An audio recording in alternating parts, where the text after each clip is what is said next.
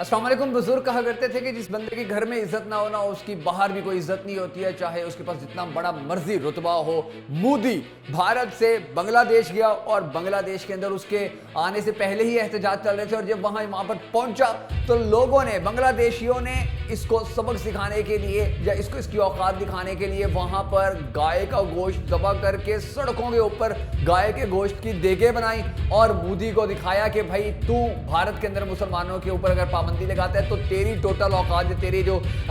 नजरिया है उसकी टोटल औकात बांग्लादेश के अंदर ये है कि हम ये खुलेआम गोश्त पका रहे हैं और खा रहे हैं और जो कर सकता है अगर तू भारतीय मुसलमानों को रोक सकता है, हमें नहीं रोक सकता। इसके साथ साथ पूरे मुल्क के अंदर लोग सड़कों पर निकल आए और मोदी के खिलाफ नारेबाजी की, मोदी वापस भारत जाओ के नारे लगाए और भी बहुत कुछ ऐसा किया गया जिसके बाद मोदी को अपना दौरा शॉर्ट करना पड़ा, यानी कि जिसकी टाइमिंग थी वो कम करके वापस अपने मुल्क भागना पड़ा। उसके साथ साथ पाकिस्तान ने भी ऐसा जूता भारत के मुंह पे मारा है कि जो पाकिस्तानी है उनका सर फखर से बुलंद हो गया कि जब ये वहां पर दौरा कर रहा था बांग्लादेश का और ये इसकी कोशिश थी कि वो बांग्लादेश को पाकिस्तान से, यानी कि पाकिस्तान के खिलाफ करके अपने साथ एक मरतबा फिर जोड़ने में कामयाब हो, तो उसी मौके के ऊपर अल्हम्दुलिल्लाह पाकिस्तान ने शाहीन 1A का कामयाब तजर्बा किया और कामयाब तजर्बा करने के बाद दुनिया को दिखा दिया कि जो कुछ मर्जी होता रहे, हम अपना दफा मजीद मजबूत से मजबूत तर करते चले जा रहे हैं और अगर हमारा पड़ोसी मुल्क भारत किसी भी तरह हमारे सामने आने की कोशिश करेगा तो इसको निस्तो नाबूद कर दिया जाएगा। इसके बाद एक और भी बड़ी अहम चीज सामने आई कि मोदी जब वहां गया तो पाकिस्तान को मुक्के दिखा दिखा के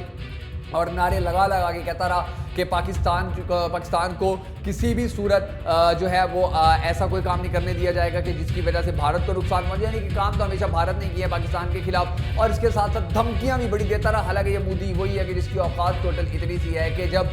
फरवरी के अंदर इसके जहाज आए थे तो हमने दिखा दिया था कि किस तरह इसकी जितनी भी पाकिस्तान को नुकसान पहुंचाने की जो साजिशें हैं वो हम बुरी तरह नाकाम बना सकते हैं। हसीना वाजिद ने बड़ी अहम बात की है मोदी के दौरे के दौरान। उसने वाज़ेह तौर पर मोदी को कहा है कि एक जानिब आपने हमारे मुल्क के अंदर अपने लिए नफरत देख रही है तो दूसरी जानिब मैं भी आपको वाज़ेह तौर पर बता दूं कि आपके साथ ताल्लुकात हम रखेंगे, मगर इसका हरगिज़ मतलब ये नहीं है कि हम चीन के साथ ताल्लुकात छोड़ देंगे या पाकिस्तान के साथ ताल्लुकात खत्म कर लेंगे। हम उन ममालिक के साथ भी ताल्लुकात रखेंगे, अगर आपने हमारे साथ ताल्लुकात अच्छे रखने हैं तो रखो, वरना हमें आपकी कोई ज़रूरत नहीं है। ये एक ऐसा थप्पड़ है मोदी के मुंह के ऊपर कि शायद जिसका दर्द मोदी को सारी जिंदगी महसूस होता रहेगा। इसके साथ साथ नाज़रीन, जो बहुत बड़े बड़े माहिरीन हैं वो अब ये भी कहने पर मजबूर हो चुके हैं, वो भारत के भी बहुत बड़े बड़े माहिरीन हैं वो ये कहने पर मजबूर हो चुके हैं कि जो मोदी का दौरा बांग्लादेश है इंतहाई नाकाम साबित हुआ है और इसकी सबसे बड़ी वजह यह है कि मोदी ने जो पॉलिसियां भारत के अंदर मुसलमानों के हवाले से बना रखी हैं, जो मजालिम भारत के अंदर मुसलमानों पर हो रहे हैं, तो उसकी वजह से इसकी अब कहीं पे भी इज्जत नहीं रही है और इंशाल्लाह बहुत जल्द वो वक्त भी आएगा कि जब मोदी को